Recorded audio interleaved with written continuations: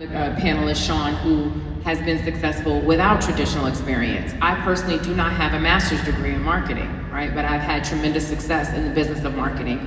And I share that with you guys because I don't want you to be intimidated by marketing.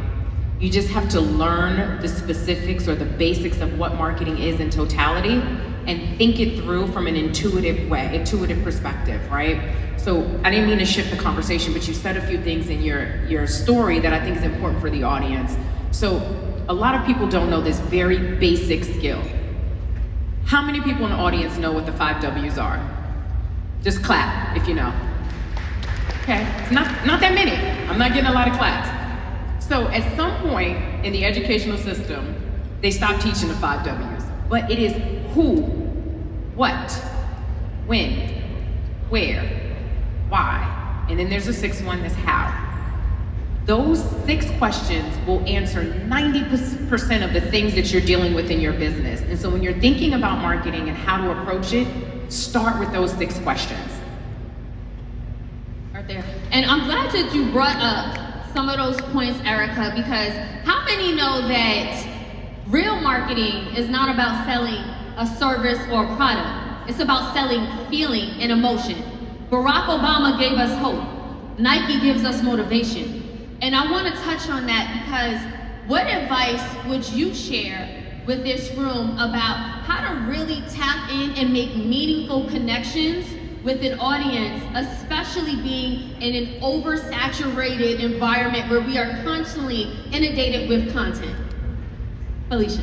Yeah, Selena, what you just mentioned is essence, right? Like it's the essence of who you are, it's the essence of what your product is, your business is. It's how people feel at the end of the day engaging with you, or how they feel as a result of not having you in their lives. And so that feels very like woo-woo, but it is what we are all selling, right? And so it's figuring out like, what am I actually selling at the core? How do I want people to feel? It's going back to asking more questions. The questions that, those 5 that Ericka just, like, most of us know them, but we have never actually sat down and answered them for our business. Many of us have never actually taken the time to create the avatar of like, who are we selling to? What car do they drive? How do they get their news? Where do they go to buy groceries? Are they a Target person or are they a Walmart person? Because those are 2 different type of buyers, right? What kind of car do they drive? Are they a parent or not a parent? Because if they are a parent, they're making different daily decisions and different buying decisions and have different triggers. So we always have to go back to that. One of the things, key tactics that I think is really helpful that no one talks about, and I created this process called the Genius Income Blueprint. And the end part Can you say that again? The Genius Income Blueprint, the end part of that stands for nurture. Many of us get customers and we're good at acquiring the customers. We are horrible at nurturing them. And so what does the song go? It's cheaper to keep her. It's literally cheaper to keep a customer long term and work on extending the lifetime value of them as a customer. So what do I mean by that? Within Black Ambition, right, and we're a nonprofit, but I did this in every for-profit company. Focus online. Like Shawn is saying, he kind of does both. Is that what's needed? I am a functioning introvert. No one believes that, but I am. And I had a mentor a long time ago told me, closed mouths don't get fed.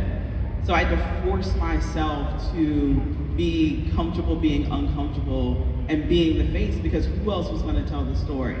And so I tell people, if being out in front is not something that is comfortable to you or something that you want to cultivate and work on to be comfortable, somebody on your team has to do it.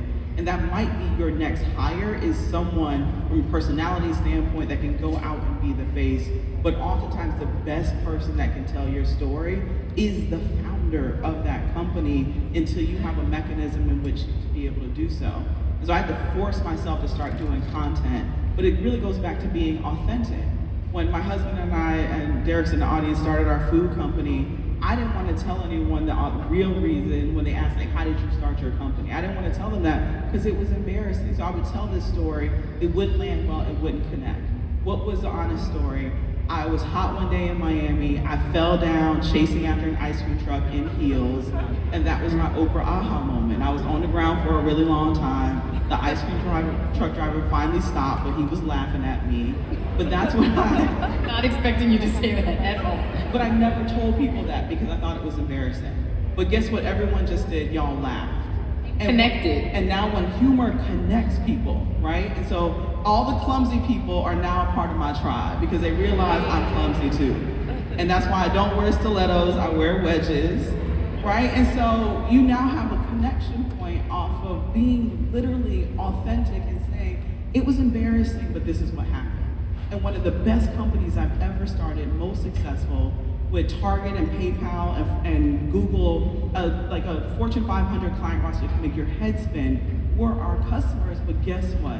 It started because I fell down chasing after an ice cream truck in heels because I love desserts. How much do I love desserts? I got married at a hippie donut shop. These are things I never told people, but once I finally tell them, so be authentic to your story, tell it often, and get as many platforms that you feel comfortable to tell that story over and over again. And if you don't feel comfortable and it's not something you want to cultivate, find somebody on your team because someone has to do it. I always want to say, I need a connection to him. People have dropped more mixtapes and more albums into my DMs than I know what to do with. But I always tell people, take care of the number 2 person. His number 3 person, that person's number 4. Like, I can't tell you the number of times I've seen people dismiss his head of business. I can't tell you the amount of times people have dismissed people on my team. Like, take care of everyone, yeah, but make sure if you are trying to connect to someone high wealth, high power, take care of their people, because they're the ones who get the emails. They're the ones that get the phone calls, and they are also the ones that shut all of that down. Because they'll remember, like, that person walked past me, they treated me like shit, they did all these other things.